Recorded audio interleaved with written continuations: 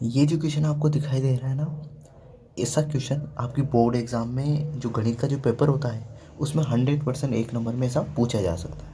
ठीक है, ऐसे क्वेश्चन बहुत आते हैं। ठीक है, तो इसके सॉल्यूशन को आपको अच्छे से समझना है, इसको हल कैसे करते हैं वो समझना है। ठीक है, अब देखो इसमें क्या बताया गया है, एक वृत्त की कितनी स्पर्श रेखाएं हो सकती है। तो ठीक है, अब देखो ये मैंने एक वृत्त बनाया, ये स्पर्श रेखा, ये स्पर्श रेखा, ये स्पर्श रेखा, ये स्पर्श रेखा, ये स्पर्श रेखा है ना, छोटा है तो अपने को कम ही नजर आ रही है ना। एक बड़ा वृत्त समझो, इमेजिन करो एक बड़ा वृत्त है। ठीक है, 1 2 3 4 5 6 है ना, और बड़ा वृत्त हो। ठीक है, तो 1 होगी, 2 होगी, 3 होगी, 4 होगी, 5 होगी, 6 होगी, 7 होगी, 8 होगी, 9 होगी, 10, 10 11 12 13 है ना, ऐसे। और इससे भी बड़ा व्रत हो तो जैसे अपनी पृथ्वी है, वो एक गोला ही तो है, उस पर कितनी स्पर्शिका खींच सकते हैं अपन। तो जैसे जैसे व्रत बड़ा होता जाएगा तो उसमें बहुत सारी है ना स्पर्शिका खींच सकते हैं। तो एक व्रत की कितनी स्पर्शिका हो सकती है, तो आप इसका आंसर दोगे अनंत। अनंत, ठीक है, अनंत या अनेक भी बोल सकते हो आप, अनेक। तो आई होप आपको ये क्वेश्चन समझ में आ गया होगा अच्छे से। ये जो क्वेश्चन आपको दिखाई दे रहा है ना, ये क्वेश्चन इंपॉर्टेंट है। ये कक्षा 10 की जो बोर्ड परीक्षा है उसमें गणित के पेपर में 100% आने की संभावना है ऐसे क्वेश्चन की। ठीक है, तो इसको अच्छे से आपको सॉल्यूशन इसका देखना है, इसको हल कैसे करेंगे, ये एक नंबर में आपकी बोर्ड एग्जाम में पूछा जा सकता है। ठीक है, तो इसको हल कैसे करते हैं वो आपको देखना है। तो देखो क्वेश्चन क्या है, बंटन 2, 3, 4, 5, 7, 1 का माध्यक निकालना है। तो देखो माध्यक कैसे निकालते हैं, ध्यान रखना। माध्यक के लिए क्या करो, देखो माध्यक, ध्यान रखना, माध्यक, माध्य नहीं माध्यक है ना।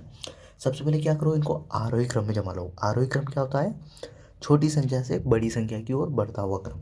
ठीक है, तो जमा लेते हैं इनको आरोही क्रम में। सबसे पहले क्या आएगा, एक आएगा, फिर उसके बाद दो, देखो एक छोटा है, फिर उसके बाद दो, फिर उसके बाद तीन, फिर चार, फिर पाँच और फिर सात। देखो दो, 2 4 2 6, 2 2 4 2 6 संख्या।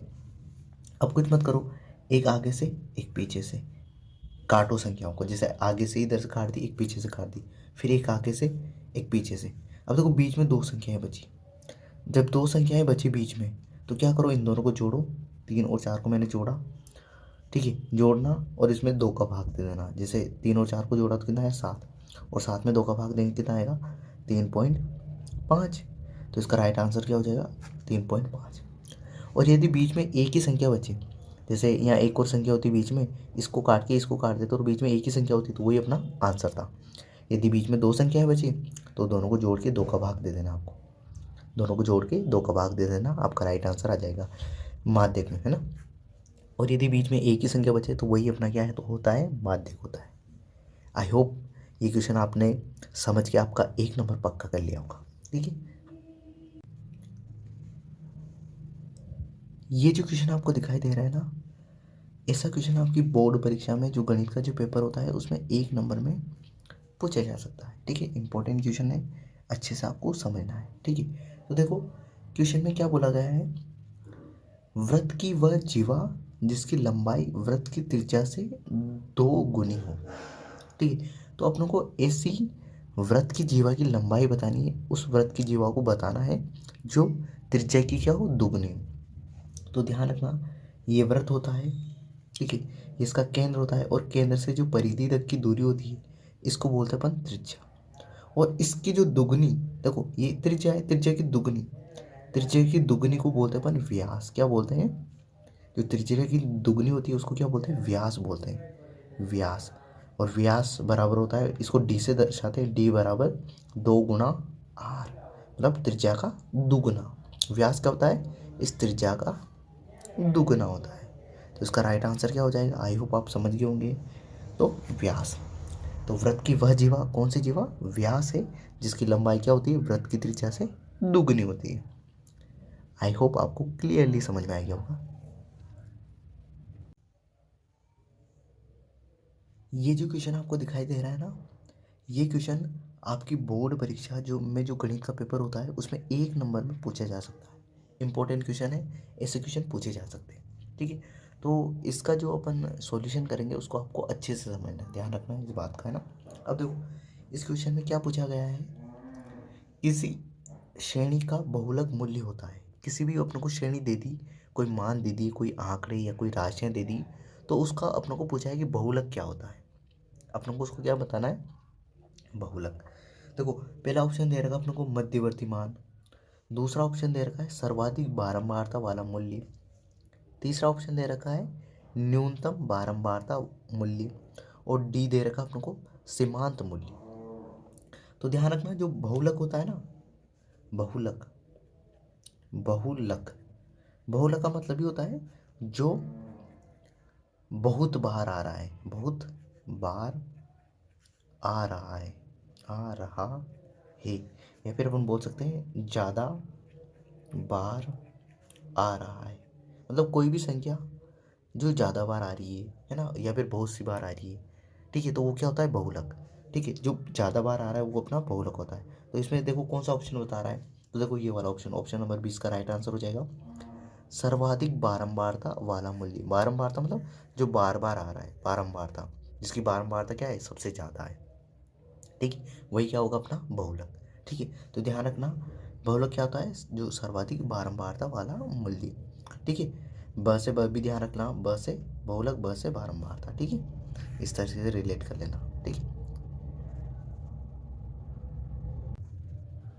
ये जो क्वेश्चन आपको दिखाई दे रहा है ना, ये कक्षा 10 की जो बोर्ड परीक्षा है, ठीक है, उसमें पूछा जा सकता है, इंपॉर्टेंट क्वेश्चन है। ठीक है, तो आपको अच्छे से इसका सॉल्यूशन देखना है, इस तरीके से क्वेश्चन को किस तरीके से करेंगे अपन, है ना। तो देखो क्वेश्चन क्या है, बहुपद पी एक्स का शून्यक जहाँ पी एक्स बराबर ए एक्स प्लस एक है और ए का मान जीरो नहीं है, तो अपने को पी एक्स का शून्यक बताना है। तो देखो इसको कैसे करते हैं, शून्यक बताना है ना, तो कुछ मत करो, ये पी एक्स जो दे रखा है ना, इसको जीरो के बराबर कर दो। किसके बराबर, जीरो के बराबर कर दो। अब पी एक्स का मान कितना है, ए एक्स प्लस बी, ए एक्स प्लस वन है। पी एक्स का मान कितना है, ए एक्स प्लस वन, इसको किसके बराबर करना है, जीरो के। अब देखो ये ए एक्स, ये प्लस का एक है, ये बराबर के इधर जाएगा, किसका हो जाएगा, माइनस का। अब देखो अपन को एक्स का मान निकालना है, तो ये ए गुणा में तो कहाँ चला जाएगा, भाग में, तो एक्स बराबर आ जाएगा माइनस एक बटे ए। तो ये एक्स का जो मान आया ना, यही इसका क्या है, शून्यक है। तो एक्स बराबर माइनस एक बटे ए, ये इसका राइट आंसर हो जाएगा। तो शून्यक में आपको शून्यक ज्ञात करना हो ना, तो जो भी आपको बहुपद दिया हुआ है उसको क्या कर दो, शून्य के बराबर कर दो। तो इसको शून्य के बराबर किया अपनों ने, तो एक्स का मान कितना आ गया अपना, माइनस एक बटे ए। आई होप आपको पूरा ये क्वेश्चन समझ में आया आपका। ठीक है, तो कुछ नहीं करना है इसमें, शून्य ज्ञात करना है, तो जो भी बहुपद दिया गया है उसको शून्य के बराबर कर दो। ठीक, ये जो क्वेश्चन आपको दिखाई दे रहा है ना, ऐसे क्वेश्चन आपकी बोर्ड एग्जाम में एक नंबर में आपके पूछे जा सकते हैं। जो कक्षा 10 की जो बोर्ड परीक्षा है उसमें एक नंबर में पूछे जा सकते हैं। ठीक है, तो आपको अच्छे से देखना है कि इसका अपन आंसर कैसे करें। ठीक है, तो अपनों को इस क्वेश्चन में बताना है कि टेन स्क्वायर 60 डिग्री का मान क्या है। तो देखो ध्यान देना, ध्यान रखना, टेन 60 डिग्री का जो मान होता है वो होता है अंडर रूट 3। टेन 60 डिग्री का मान कितना होता है, अंडर रूट 3। अब देखो यहाँ पे घात कितनी लगी हुई है, 2, तो अपने को कुछ नहीं करना है, टेन स्क्वायर 60 डिग्री, देखो इधर स्क्वायर लगाया तो इधर भी क्या कर दो, स्क्वायर लगा दो। ठीक है, अब ध्यान देना, ये स्क्वायर से ये अंडर रूट कट जाता है, घात 2 से ये अंडर रूट क्या हो जाता है, कट जाता है, तो कितना मान मिला अपनों को, 3। तो टेन स्क्वायर 60 डिग्री का मान कितना होता है, 3 होता है। ऑप्शन नंबर ए राइट है। ठीक है, तो ऐसे क्वेश्चन आपकी बोर्ड एग्जाम में पूछे जा सकते हैं, इंपॉर्टेंट क्वेश्चन होते हैं ऐसे क्वेश्चन। ठीक है, तो मैंने कुछ नहीं किया, टेन 60 डिग्री का मान अंडर रूट 3 होता है, इधर भी स्क्वायर लगा दिया, इधर भी स्क्वायर लगा दिया, तो टेन स्क्वायर 60 डिग्री का मान कितना आया, तो देखो ये अंडर रूट है, वर्गमूल है, वर्गमूल से घात 2 से वर्गमूल कट जाता है, तो अपना 3 मान प्राप्त हो गया। तो ऑप्शन नंबर ए इसका राइट आंसर है।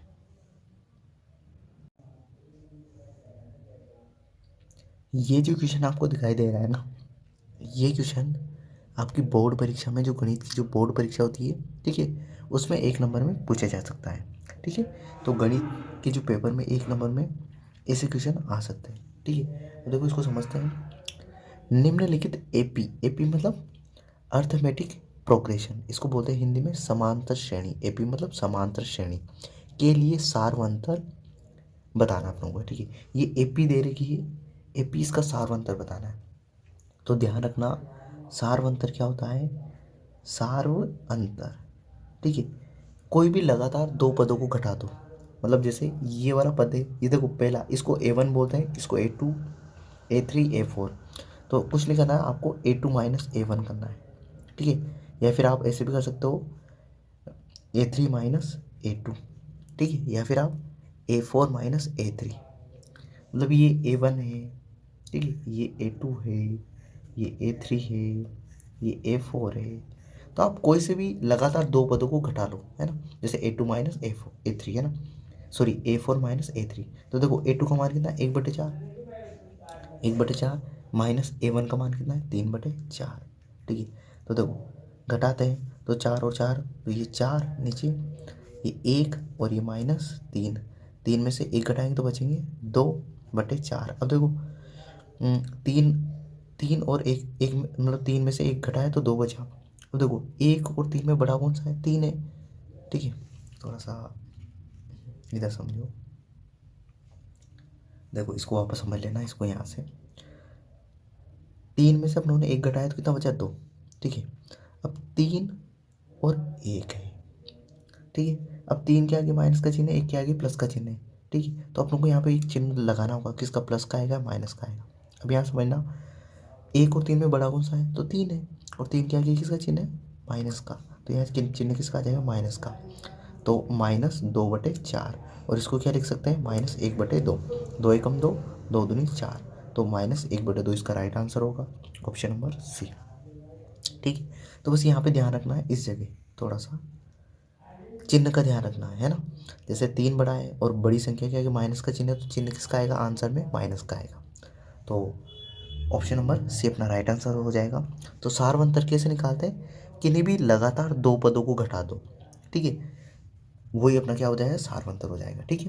तो 1/4 में से अपनों ने 3/4 को घटा दिया, तो अपना राइट आंसर आ गया -1/2।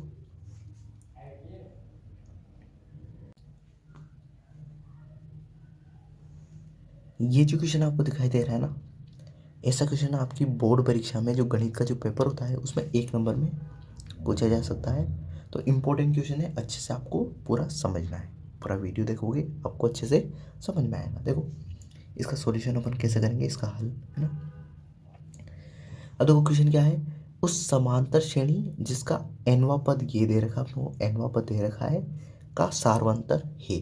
मतलब अपनों को क्या बताना है, सार्वंतर बताना है। अब सार्वंतर को d से दर्शाते हैं, इसका सूत्र होता है A2 माइनस A1, ये इसका सूत्र होता है। मतलब दूसरे पद में से पहला पद घटा दो तो आपको क्या मिल जाएगा, सार्वंतर मिल जाएगा। अब देखो अपनों को nवां पद दे रखा है, nवां पद दे रखा है, क्या दे रखा है, an बराबर 3n+7, ठीक है। अब देखो nवां पद है, अपन को फर्स्ट व पहला पद निकालना है, तो कुछ मत करो, a और n की जगह 1 रख दो, ठीक है। जहाँ जहाँ भी n दिखाई दे रहा है वहाँ 1 रख दो। तो ये 3 और n की जगह 1+7, तो देखो 3 को 1 से गुणा किया तो 3 और +7, और 3 और 7 कितना हो जाएंगे, 3 में 7 जोड़ेंगे तो 10। तो अपना A1 का मान तो कितना आ गया, 10 आ गया, ठीक है। अब ऐसे ही A2 का मान दूसरा पद निकाल लेते हैं, तो n की जगह 2 रखो, तो 2 वहाँ, दूसरा वहाँ पद है ना, या A2, ठीक है, बराबर 3, ये 3 और n की जगह कितना, 2+7, तो ये 7। अब देखो 3 को 2 से गुणा किया तो 6+7, और 6 और 7 जोड़ेंगे तो कितना हो जाएगा, 6 और 7 13। तो A2 का मान कितना आ गया, 13, ठीक है। अब घटा दो इनको, ठीक है। तो ठीक है, 13 में से 10 घटाओ तो कितने बचेंगे, 3, ठीक है। तो ऑप्शन नंबर डी अपना राइट आंसर हो जाएगा, ठीक है। एक बार वो देख लो कहीं गड़बड़ी तो नहीं की अपनों ने। तो 3 और 7, तो 3 10 और 3 दूनी 6, 6 और 7 13, ठीक है। 6 12 और 13, तो 13 में से 10 घटाए तो 3, ठीक है। राइट आंसर अपना ऑप्शन नंबर डी, इसका राइट आंसर क्या है, 3। तो इस तरीके से निकालना आपको, ठीक है। आई होप आपको पूरा अच्छे से समझ में आया होगा। ये जो क्वेश्चन आपको दिखाई दे रहा है ना, ये क्वेश्चन बहुत ज़्यादा इंपॉर्टेंट क्वेश्चन है। ये कक्षा 10 की जो बोर्ड परीक्षा है उसमें जो गणित का जो पेपर है उसमें 1 नंबर में पूछा जा सकता है। तो इम्पोर्टेंट क्वेश्चन है, पूरा अच्छे से समझना है, अच्छे से पूरा वीडियो देखना है, आपको पूरा समझ में आए, ठीक है। तो ये बोर्ड एग्जाम में 1 नंबर में ऐसा क्वेश्चन पूछा जा सकता है, ठीक है। अब देखो इसको समझते हैं।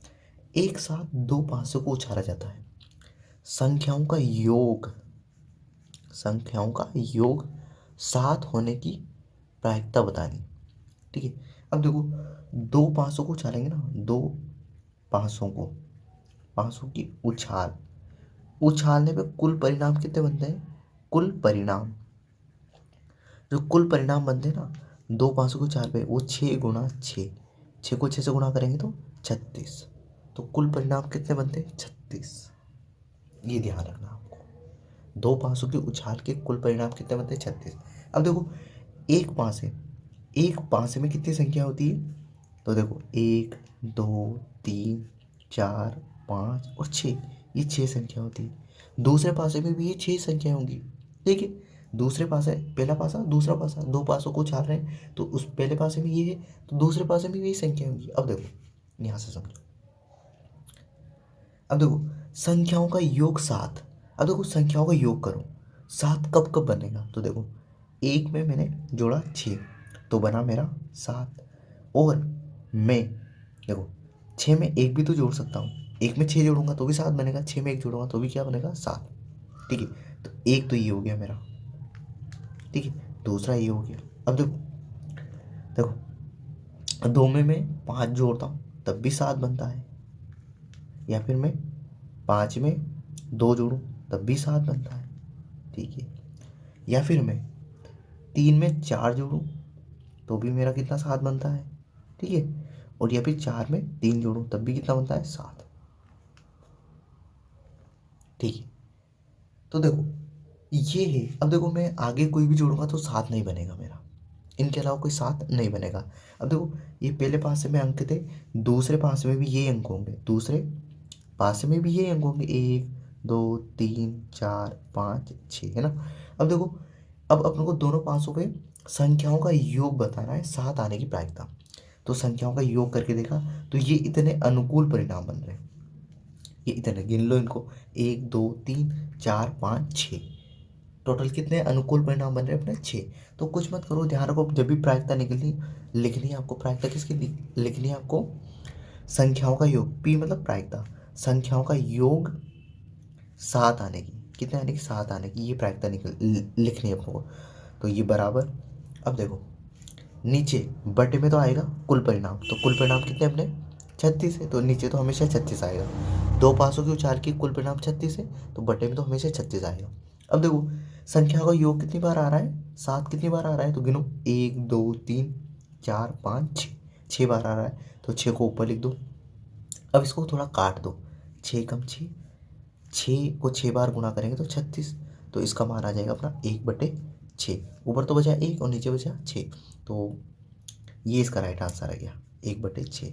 तो कौन सा ऑप्शन में है ये, तो देख लो आप ऑप्शन नंबर डी, तो ऑप्शन नंबर हो जाएगा अपना बी, ऑप्शन नंबर बी अपना राइट आंसर हो जाएगा, ठीक है। तो इस तरीके से आपको करना है इसको, आई होप आप समझ गए होंगे।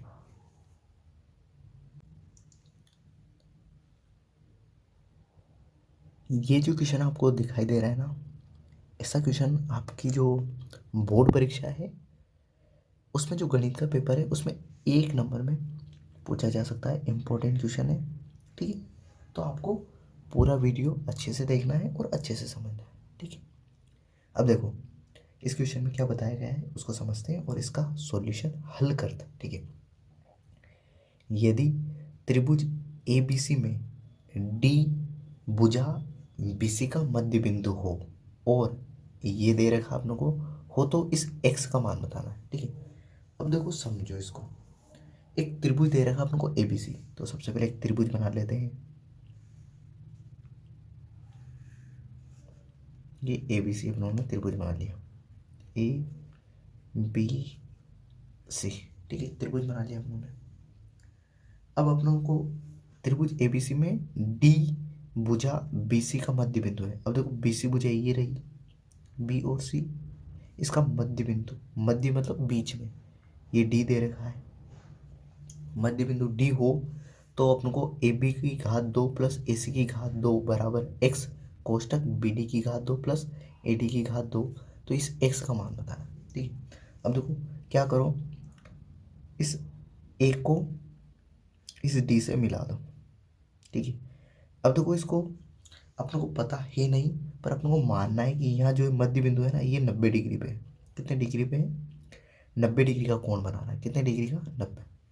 ठीक है, ठीक है, अपने को बताया नहीं गया है कि ये डी मध्य बिंदु तो है, पर अपने को ये नहीं बताया कि ये डी जो है ये लंब है, मतलब 90 डिग्री का कोण बना रहा है। तो अपने को क्या करना है, मान लेना है कि 90 डिग्री का कोण बना रहा है, मध्य बिंदु है मतलब 90 डिग्री का कोण बना रहा है। अब देखो आगे समझो,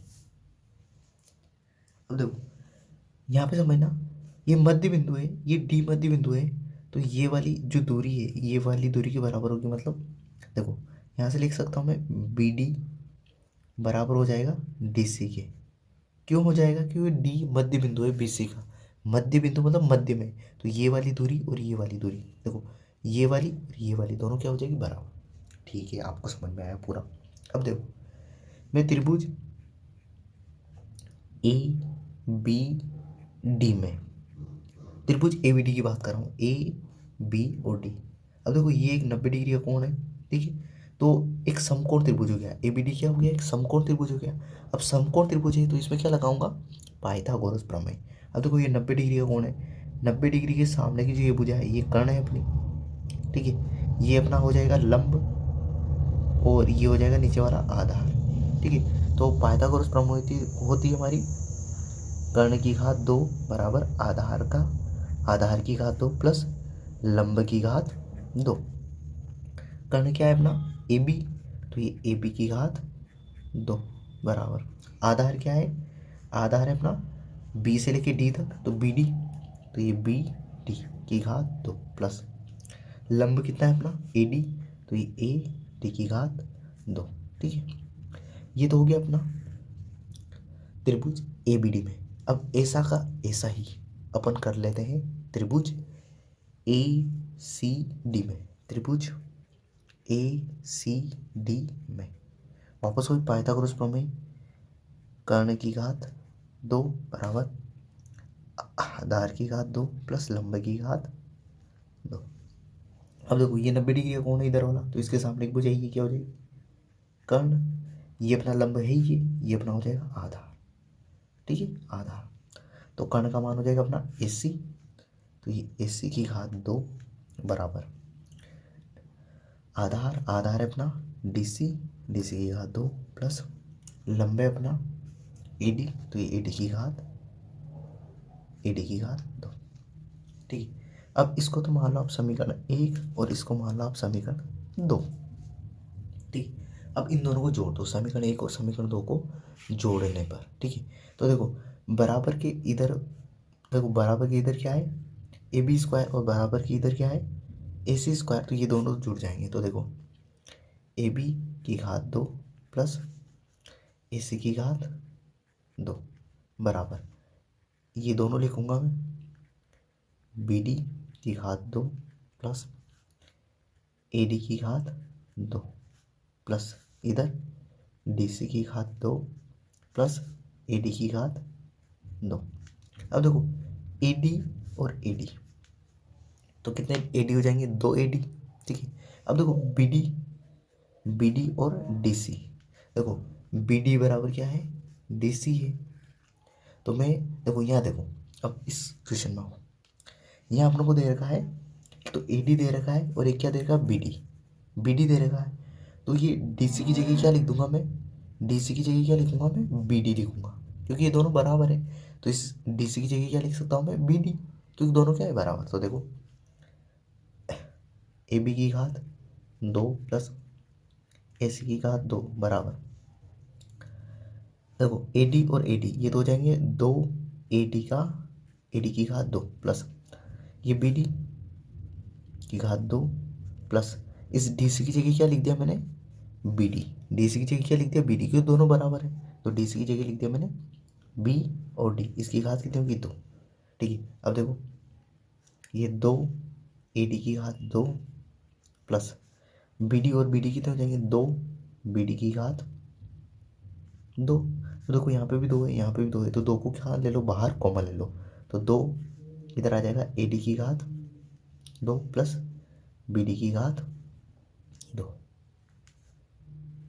ठीक है। और इधर है अपना ए बी की घात 2 प्लस ए सी की घात 2।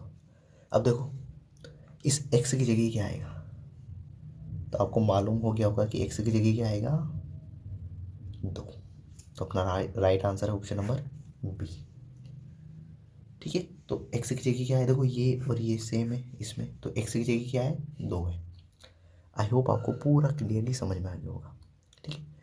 तो इस वीडियो के लिए इतने, बाय। ये जो क्वेश्चन आपको दिखाई दे रहा है ना, ये क्वेश्चन आपकी बोर्ड एग्जाम में, क्लास 10th की जो बोर्ड एग्जाम होती है, मैथ का जो पेपर होता है, उसमें 1 नंबर में पूछा जा सकता है, और इम्पोर्टेंट क्वेश्चन ऐसे क्वेश्चन आते हैं। अब देखो इस क्वेश्चन में क्या पूछा गया है, क्वेश्चन नंबर फर्स्ट, या ठीक है, इसमें पूछा गया है कि 2√5 एक है, तो 2√5 क्या है, एक पूर्णांक है, परिमेय संख्या है, अपरिमेय संख्या है, या एक पूर्ण संख्या है। तो अपनों को बताना है कि 2√5 क्या है। तो ध्यान देना, इसका सॉल्यूशन करते हैं। तो ये 2√5, ध्यान देना ये 2 तो है परिमेय संख्या, 2 तो क्या है परिमेय संख्या, और जो ये √5 है ना, ये अपरिमेय संख्या है, अपरिमेय संख्या है, ठीक है। 2 तो अपनी परिमेय संख्या है, और √5 क्या है, अपरिमेय संख्या है। और जब भी कभी भी परिमेय संख्या में अपरिमेय संख्या को जोड़ने, घटाने, गुणा व भाग करने पर हमेशा अपरिमेय संख्या ही प्राप्त होती है, अपरिमेय संख्या ही प्राप्त होती है, ठीक है। तो परिमेय संख्या को अपरिमेय संख्या से गुणा करो, जोड़ो, घटाओ, भाग करो, कुछ भी करो परिमेय संख्या में अपरिमेय संख्या को, तो हमेशा क्या प्राप्त होती है, अपरिमेय संख्या ही। तो इसका आंसर हो जाएगा 2√5 क्या है, अपरिमेय संख्या है, क्या है, एक अपरिमेय संख्या है। आई होप आपको समझ में आ गया होगा। ये जो क्वेश्चन आपको दिखाई दे रहा है ना, ऐसा क्वेश्चन आपकी कक्षा 10 की जो बोर्ड एग्जाम होती है, बोर्ड परीक्षा होती है, उसमें 1 नंबर में पूछा जा सकता है, इंपॉर्टेंट क्वेश्चन है, ठीक है। बोर्ड एग्जाम में मैथ के पेपर में, गणित के जो पेपर होता है उसमें पूछा जा सकता है। तो देखो इसका सॉल्यूशन करते हैं अपन, इसको कैसे करते हैं ये सीखते हैं। देखो आंसर, देखो इसमें क्या लिखा हुआ है, 3x + 2y = 11 को संतुष्ट करने वाला युग्म है, ठीक है। अब देखो यहाँ समझना, ये जो कोष्टक लिखा होता है ना, इस कॉमे के आगे जो मान होता है ये x का मान होता है, और इस कॉमे के जो बाद का मान होता है y का मान होता है, ठीक है। अब अपनों को देखो ये 3x + 2y, ये जो लिखा हुआ है ना, इसमें x और y का मान रख रख के देखना है, इनमें से है ना, ऑप्शन में रख रख के देखना है, तो किस में बराबर 11 आता है। तो देखो x का मान क्या होता है, कॉमे के आगे वाला, तो पहला ऑप्शन रख रहा हूँ मैं, तो x की जगह रखा मैंने 1, तो 3 × 1 प्लस 2, और y की जगह कितना 4, तो ये 4 रखा। अब देखो 3 को 1 से गुणा किया तो 3, प्लस 2 को 4 से किया तो 8, 8 और 3 कितने होते हैं 11, तो 11 गया ना, तो ऑप्शन नंबर ए अपना राइट आंसर है। अब देखो वापस 3x + 2y है ना, अब मैं ये वाला ऑप्शन रखता हूँ, x की जगह क्या रखूँगा 2, और y की जगह 3, तो देखो ये 3, x की जगह तो 2 रखा मैंने, 2 प्लस 2, और y की जगह कितना रखूँगा 3, तो देखो 3 को 2 से गुणा के 6, प्लस 2 को 3 से करूँगा 6, 6 और 6 कितने होते हैं 12, तो ये तो ऑप्शन क्या हो गया अपना गलत हो गया, क्योंकि 12 नहीं आना चाहिए, अपना आंसर कितना आना चाहिए 11 आना चाहिए। अब देखो ये option number first second check कर लिया अपनों ने, अब थर्ड भी चेक कर लेते हैं। तो देखो 3x + 2y = 11 है ना, मतलब इसको रहने देते हैं अभी। अब देखो रखते हैं, x की जगह तो कितना है 3, तो ये 3 रखा, प्लस y की जगह कितना रखना है 5, तो ये 5 रखा। तो देखो 3 को 3 से गुणा किया 9, प्लस 5 को 2 से किया तो 10, 9 और 10 कितने हो जाएंगे 19, तो 19 थोड़ी आना चाहिए, अपना तो क्या आना चाहिए 11, तो ये ऑप्शन भी क्या हो गया अपना गलत। ठीक है, ऐसे अगला ऑप्शन देखो, देखना अगला ऑप्शन है 3x प्लस 2y। तो रखो x की जगह 1, तो 3 × 1 प्लस 2 और y की जगह कितना 3। ठीक है, तो 3 को 1 से किया तो 3। ठीक है, और 3 को 2 से किया तो 6, 6 और 3 9, ये तो 9 ही हो रहे हैं, तो ये ऑप्शन भी क्या हो गया गलत। तो ऑप्शन नंबर ए अपना राइट आंसर है। ठीक है, तो ये क्वेश्चन इंपॉर्टेंट है, ऐसा क्वेश्चन है आपके एग्जाम में पूछा जा सकता है। ठीक है, तो इसको अच्छे से सॉल्व करके जाना है, और ऐसा क्वेश्चन आपकी बोर्ड एग्जाम में देखने को मिल सकता है, इंपॉर्टेंट है। आई होप आपको पूरा समझ में आया। ये जो क्वेश्चन आपको दिखाई दे रहा है ना, ये क्वेश्चन या इस तरीके से क्वेश्चन आपके बोर्ड एग्जाम में 1 नंबर में पूछे जा सकते हैं, इंपॉर्टेंट क्वेश्चन है। आपकी बोर्ड एग्जाम में जो कक्षा 10 की जो बोर्ड एग्जाम होती है, उसमें गणित के पेपर में ये 1 नंबर में ऐसे क्वेश्चन पूछे जा सकते हैं। ठीक है, तो आपको इसका जो सॉल्यूशन है, इसको हल कैसे करेंगे उसको अच्छे से समझना है। ठीक है, अब देखो ये क्वेश्चन है अपना, इसका आंसर करते हैं अपन। देखो इसमें क्या बोला गया है, एक्स अक्ष पर स्थित किसी बिंदु की कोटि होगी। ठीक है, अब देखो सबसे पहले तो बना लो, ये अपना वाई एक्स होता है। ठीक है, और ये होता है अपना एक्स अक्ष। ठीक है, अब एक्स अक्ष पर कोई भी, एक्स अक्ष पर स्थित, यहाँ पे मान लो कोई बिंदु स्थित है, ए नाम दे दिया।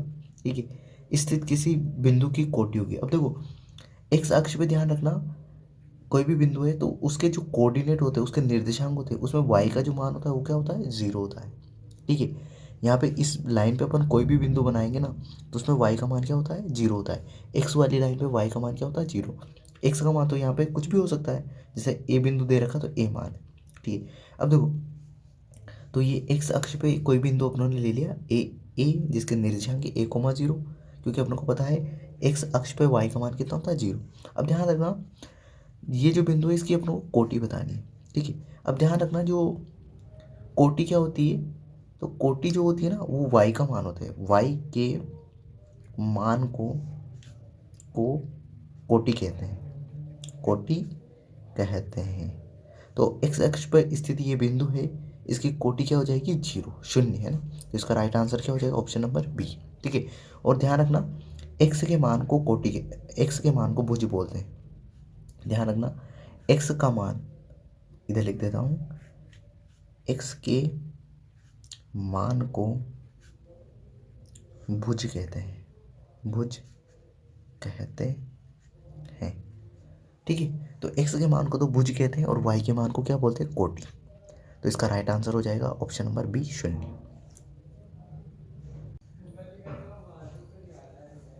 ये जो क्वेश्चन आपको दिखाई दे रहा है ना, ऐसा क्वेश्चन आपकी बोर्ड परीक्षा में जो गणित का जो पेपर होता है उसमें 1 नंबर में पूछा जा सकता है। ठीक है, तो इस क्वेश्चन को अपने को अच्छे से समझना है।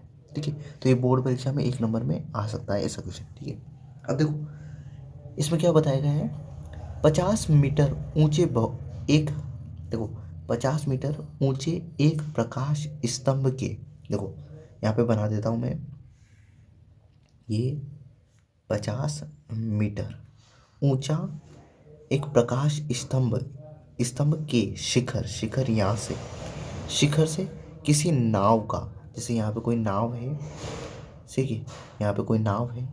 ठीक है, नाव का अवनमन कोण, अवनमन कोण कितना दे रखा 60 डिग्री दे रखा, तो नाव की प्रकाश स्तंभ से दूरी, मतलब नाव की यहाँ से लेके यहाँ तक की अपन को दूरी बतानी। ठीक है, अब ध्यान रखना, अब इसको इससे मिला दो, है ना, इसको इससे मिला दो। अब जो अवनमन कोण होता है ना वो क्या होता है, ऊपर से नीचे की ओर देखते हैं ना तब बनता है। अवनमन कोण क्या होता है, ऊपर से नीचे की ओर देखने पर बनने वाला जो कोण होता है उसको अवनमन कोण बोलते हैं।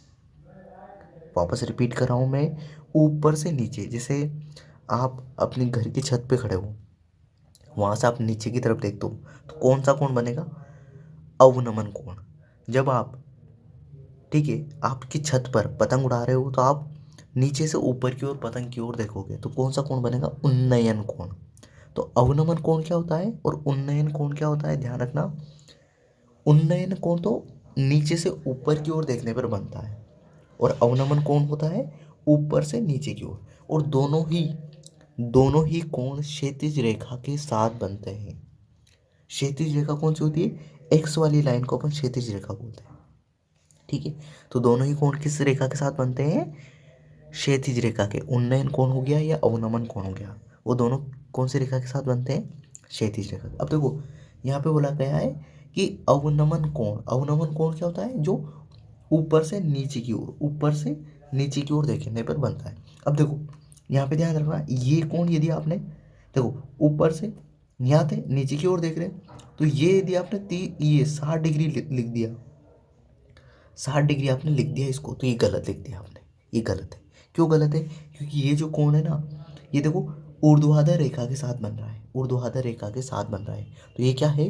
गलत लिख दिया आपने। आपको इसको क्या बनाना था? क्षैतिज रेखा के साथ। तो आपको यहाँ पे डॉट डॉट डॉट लाइन बनानी है। ठीक है, ये क्षैतिज रेखा होगी अपनी एक्स वाली लाइन, और इसके जो साथ बनेगा ना ये कोण, इसको बोलते हैं अपन, यहाँ से जो ये कोण बना, ठीक है, यहाँ से लेके यहाँ तक, ये है अपना 60 डिग्री का कोण, इसको बोलते हैं अपन अवनमन कोण, जो क्षैतिज रेखा के साथ बना। अब देखो ये एक जेडी की आकृति बन रही, देखो इसको इमेजिन करो, ये ऐसे और ऐसे एकांतर कोण, तो यदि ये 60 डिग्री है तो ये कोण भी कितना होगा? 60 डिग्री का। देखो ये एकांतर कोण है ना, ध्यान रखना, ये ऐसे ऐसे और ऐसे, ये 60 डिग्री का, तो ये भी 60 डिग्री का होगा। ठीक है, अब देखो यहाँ से देखो इस थीटा के सामने की ये जो भुजा है ये होगी लंब, ठीक है, और ये होगी आधार, और आधार ही अपन को ज्ञात करना है। तो आधार और लंब में क्या संबंध होता है? टेन थीटा का। टेन थीटा बराबर होता है आधार बटे लंब, सॉरी लंब बटे आधार। क्या होता है? लंब बटे आधार होता है ना।